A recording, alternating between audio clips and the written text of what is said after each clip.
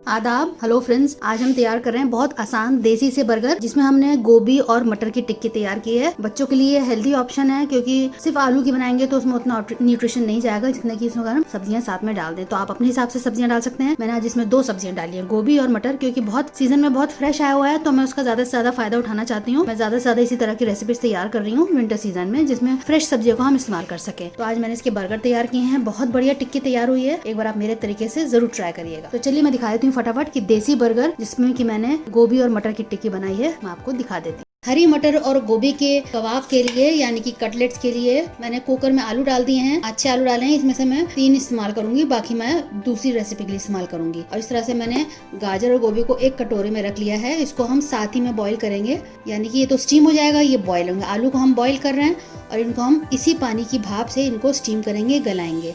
तो हम इसी के अंदर रख देते हैं, तो हमारा काम आसान हो जाएगा, टाइम की भी बचत होगी।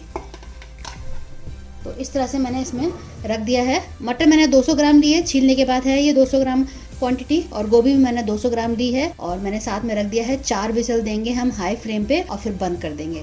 इसमें आलू भी गल जाएगा और गोभी मटर भी स्टीम होके गल जाएंगे। तो इनको अब हम फ्लेम पे रखेंगे। अब आप देखें कि गोभी बहुत अच्छे से गल चुकी है। देखिए इतना बढ़िया से हो गई है, लेकिन इसमें पानी इकट्ठा हो गया, क्योंकि स्टीम बनने से इसमें पानी इकट्ठा हो गया। देखिए मैंने इसमें पानी नहीं डाला था, आपको पानी यहाँ दिख रहा होगा। तो इसको हमें पानी को ड्रेन करना होगा। मैं इस छलनी में डाल दूंगी 10 मिनट के लिए, ताकि सारा पानी ड्रेन हो जाए। अगर पानी रहेगा तो हम कटलेट ठीक से बना नहीं पाएंगे। अब देखिए मटर भी बहुत अच्छे से गल गई है। अब हम 3 आलू इसमें से लेंगे और इनको छील लेंगे, तब तक इसका पानी ड्रेन हो जाएगा। मैं आपको बाकी मसाले दिखाती हूँ। सबसे पहले अब हम मटर और गोभी को मैश कर लेंगे। बहुत ज़्यादा फाइन भी करने की ज़रूरत नहीं है, हल्का दरदरा भी रहेगा तो चलेगा। अब इसमें 3 आलूओं को मैश कर लेंगे।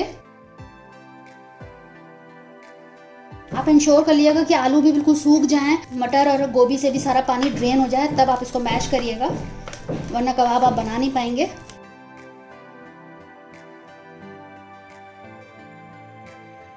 तो अच्छे से सब मैश हो गया है। अब इसमें कुछ खड़े मसाले जैसे कि अंडे जैसी प्याज है, हरा धनिया बारीक करके, और 4 हरी मिर्च मैंने ली हैं। मिर्च आप अपने हिसाब से एडजस्ट कर सकते हैं। कुछ पाउडर स्पाइसेस होगा, जैसे 3-4 टीस्पून मैंने कश्मीरी लाल मिर्च ली है, 1/4 टीस्पून नॉर्मल लाल मिर्च ली है, क्योंकि हरी मिर्च भी डाल रहे हैं। और गरम मसाला है 1/2 टीस्पून, चाट मसाला 3-4 टीस्पून, नमक मैंने 1 टीस्पून लिया है, काली मिर्च 1/2 टीस्पून, भुना हुआ जीरा 1/2 टीस्पून और 1/4 मैंने हल्दी लिए। सारे मसाले इसमें एक साथ डाल देते हैं। मिर्च मसाले आप अपने हिसाब से एडजस्ट कर सकते हैं। मैंने एक अदरक का छोटा सा टुकड़ा लिया है, इसको हम ग्रेट करके इसके अंदर डाल देंगे।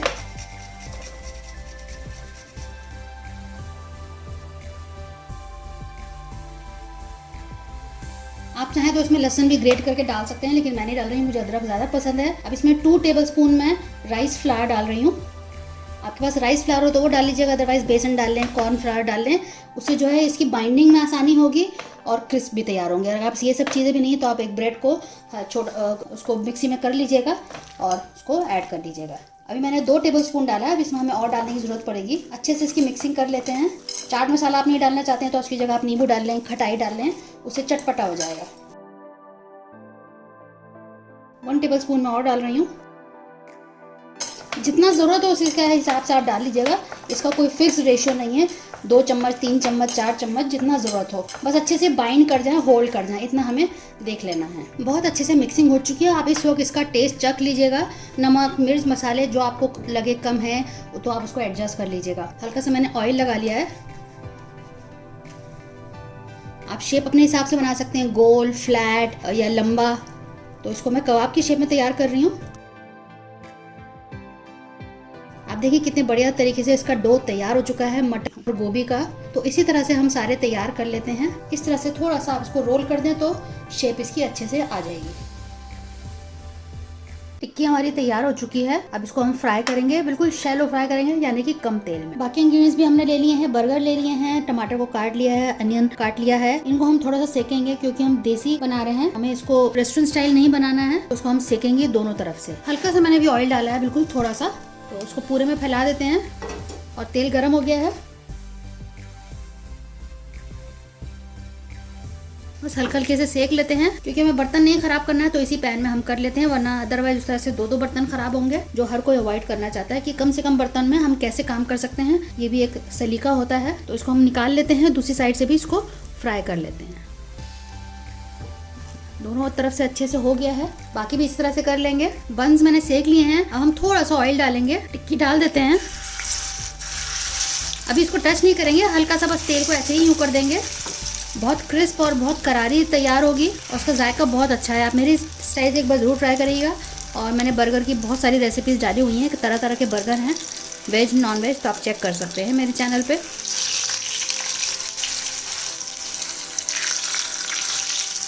फ्लेम अब मैंने बिल्कुल लो कर दी है। दूसरी साइड से भी टिक्की हो चुकी है। अब इसको हम निकाल लेते हैं। आप देखिए कितनी बढ़िया से सिक गई है और बिल्कुल भी टूटी नहीं है, शेप बिल्कुल ख़राब नहीं हुई है। साइड पे करके इसका ऑयल हम ड्रेन कर देते हैं और दोनों को निकाल लेते हैं। तो हमारी टिक्कियाँ तैयार हो चुकी हैं, सारे इंग्रेडिएंट्स हमारे तैयार है। एक और इंग्रेडिएंट है, मैं आपको दिखा देती हूँ। ऊपर का बन हटा देते हैं और इसमें हम सबसे पहले टमाटर रखेंगे।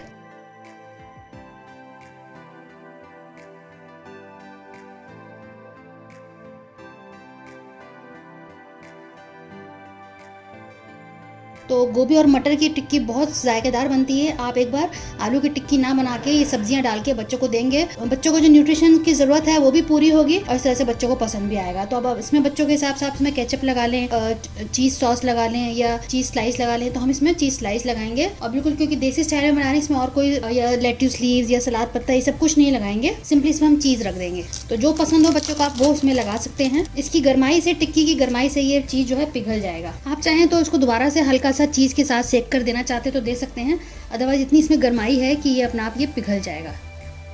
तो बढ़िया से हमारे गोभी और मटर की टिक्की के बर्गर्स तैयार हो चुके हैं। हेल्दी ऑप्शन है बच्चों के लिए। बनाइएगा, फीडबैक दीजिएगा। रेसिपी अच्छी लगे तो शेयर कीजिएगा अपने दोस्तों के साथ, अजीजों के साथ। अगली बार मिलते हैं किसी नई रेसिपी के साथ। तब तक के लिए शुक्रिया। देखते रहिए शहनाज सस्तर खान।